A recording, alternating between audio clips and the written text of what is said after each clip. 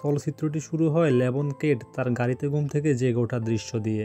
এরপর সে কাজে যাওয়ার জন্য প্রস্তুত হয়। সে পৌঁছায় গার্সিয়ার নির্মাণস্থলে। সেখানে এক সহকর্মী তাকে কিছু খাবার অফার করে।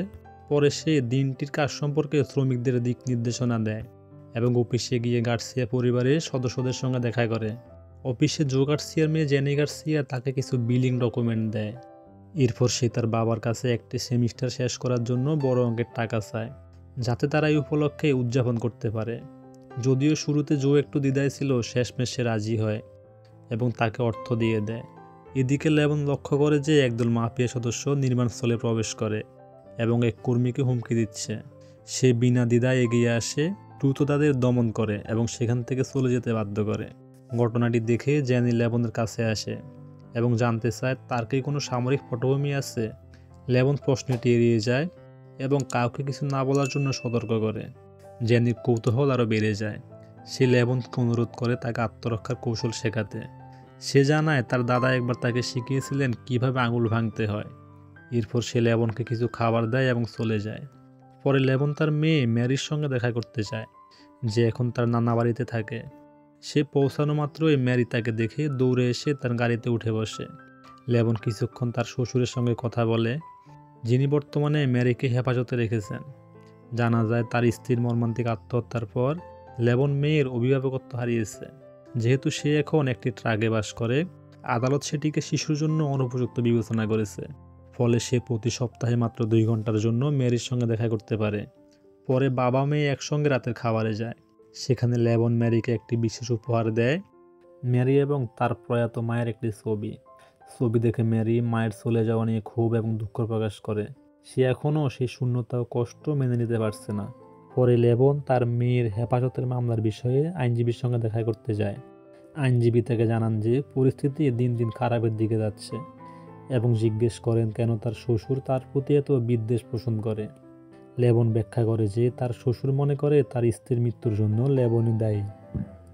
বাস্তবে তার স্ত্রী বহুদিন ধরে বিষণ্ণতায় ভুগছিলেন যখন লেবন সামরিক বাহিনীতে কর্মরত ছিল। সব বাধা সত্ত্বেও লেবন দৃঢ় প্রতিজ্ঞ যে সে তার মেয়ের জন্য লড়াই চালিয়ে যাবে। সে তার জমানো টাকা আইনজীবীর হাতে তুলে দেয়, যাতে মামলাটি চালিয়ে যেতে পারে। এমনকি সে তার মেয়ের সুখের কথা ভেবে একটি বাসা ভাড়া নেয়। সেই রাতে জ্যানি ও তার বন্ধুরা একটি ক্লাব হাউসে জড়ো হয়, পার্টি করে এবং আনন্দ উপভোগ করে।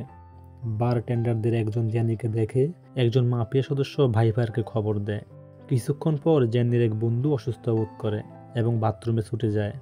একা পড়ে গেলে হঠাৎ করে জ্যানিকে কিছু অপহরণকারী ঘিরে ফেলে এবং তারা দ্রুত তাকে অপহরণ করে নিয়ে যায়। পরের দিন কর্মস্থলে লেবন দেখতে পায় পুলিশরা জোর অফিস থেকে বেরোচ্ছে। জো এবং তার স্ত্রী আতঙ্কিত অবস্থায় লেবনের কাছে আসে এবং জানায় জ্যানি নিখোঁজ।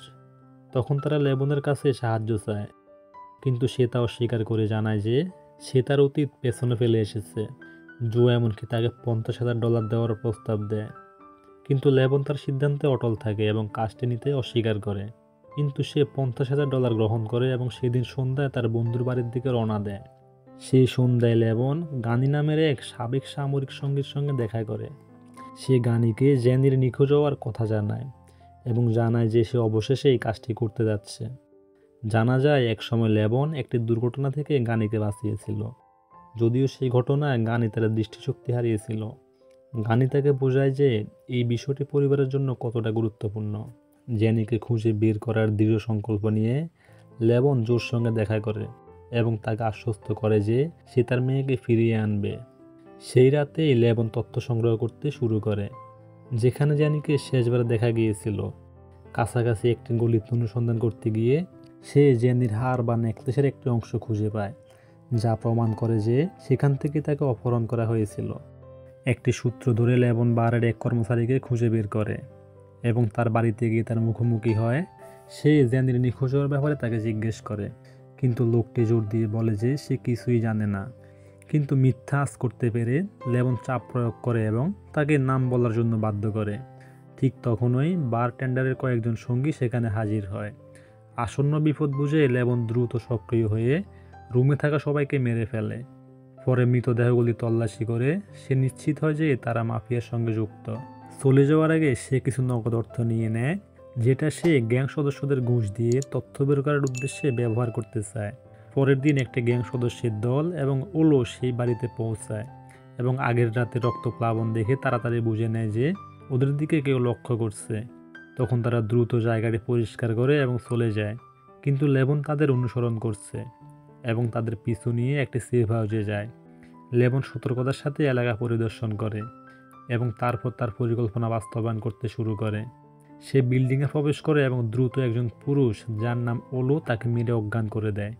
যখন ওলো জ্ঞান ফিরে পায় তখন সে লেবনকে সতর্ক করে যে সে বিপজ্জনক একটি ভুল করছে, কিন্তু লেবন নিরুৎসাহিত না হয়ে সে আগের নেওয়া টাকা ফেলে দেয় এবং জেনির অবস্থান সম্পর্কে জানতে চায়। যখন ওলো কথা বলতে অস্বীকার করে, লেবন তাকে একটি চেয়ারে বেঁধে পানিতে ফেলে দেয় যাতে সে মুহূর্তের মধ্যে মারা যায়। ইনভেস্টিগেশনের মাধ্যমে লেবন জানতে পারে যে একজন পুরুষ যার নাম ডিমি ওলোর ছেলে অপহরণের পেছনে রয়েছে।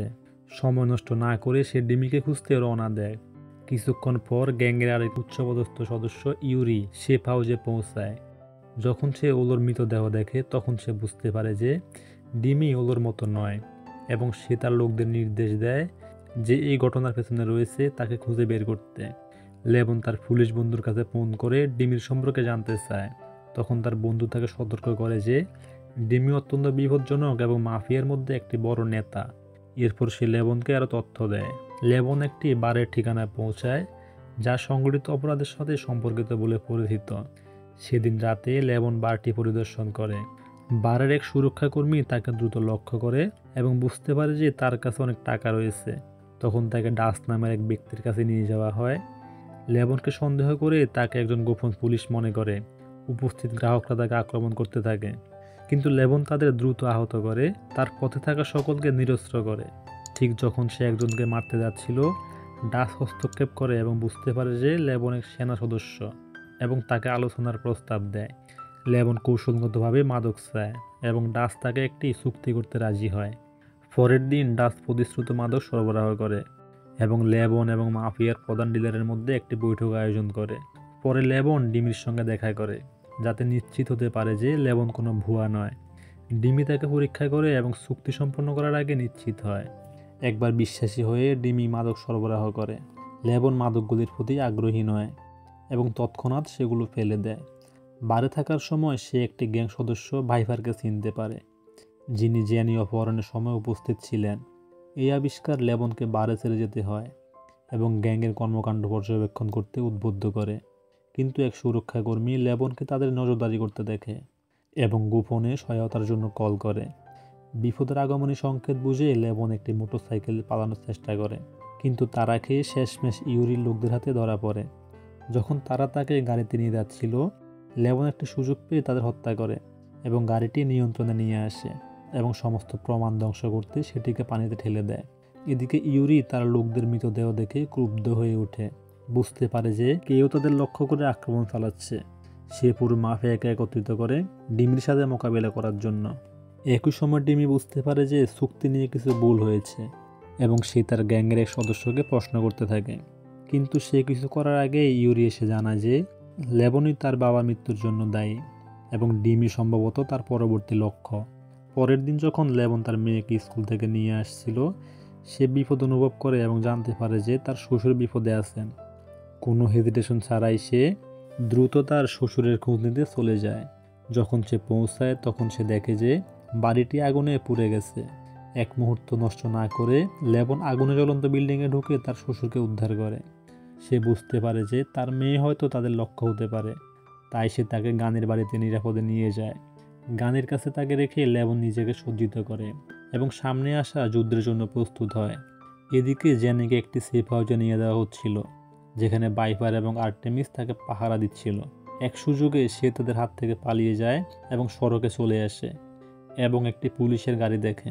সে সাহায্যের জন্য হাত তোলে, কিন্তু ততক্ষণে বুঝতে পারে যে পুলিশ অফিসার গ্যাংয়ের পক্ষে কাজ করছে।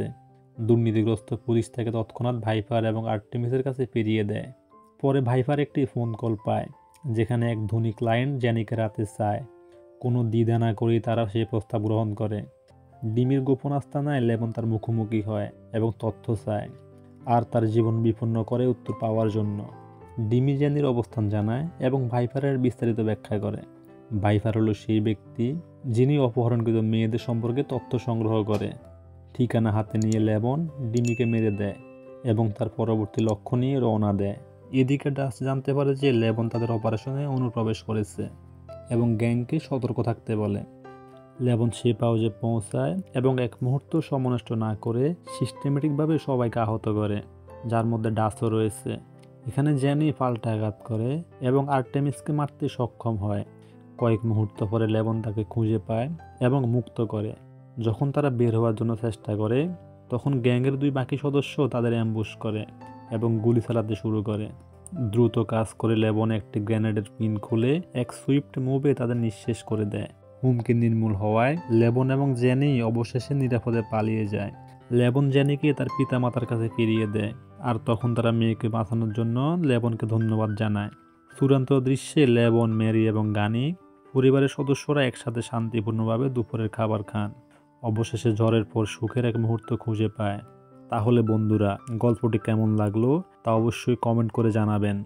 আর ভালো লেগে থাকলে অবশ্যই লাইক এবং সাবস্ক্রাইব করে আমাদের পাশে থাকবেন। আমরা নিয়মিত এমন ভিডিও আপলোড করি। ধন্যবাদ।